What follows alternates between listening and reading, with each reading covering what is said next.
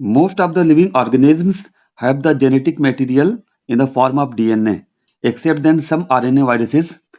ज्यादातर living organism के अंदर जो जेनेटिक मटेरियल होता है वो डीएनए का होता है, कुछ आरएनए वायरसेस को छोड़ करके। तो जेनेटिक मटेरियल की क्या प्रॉपर्टीज होनी चाहिए, डीएनए क्यों जेनेटिक मटेरियल होता है, आओ देखें।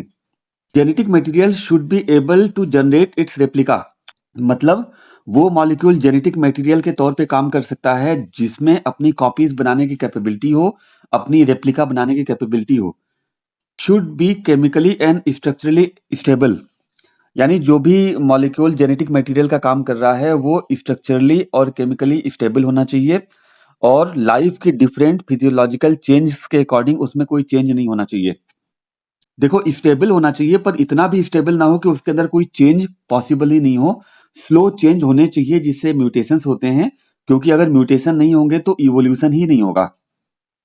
Should be able to express as Mendelian characters, जो भी जेनेटिक मटेरियल होना चाहिए उसको मेंडलियन रूल्स को फॉलो करना चाहिए, और ये सारी क्वालिटीज डीएनए के अंदर मौजूद होती हैं, इसलिए डीएनए जेनेटिक मटेरियल होता है।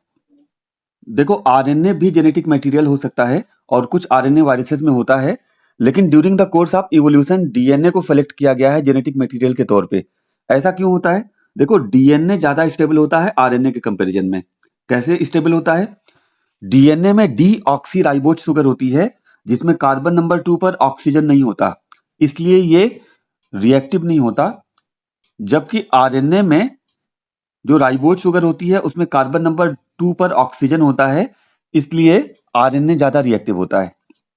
डीएनए के दो स्ट्रैंड होते हैं, तो अगर एक स्ट्रैंड में कोई डिफेक्ट हो जाता है तो दूसरे स्ट्रैंड को बेस मान करके उस डिफेक्ट को रिपेयर कर लिया जाता है।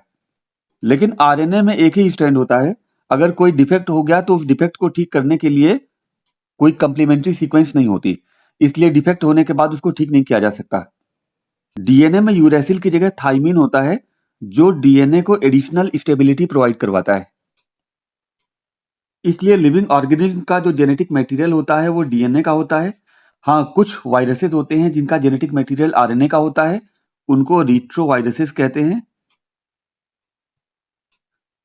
जैसे कि tobacco mosaic virus, Q B bacteriophage, etcetera.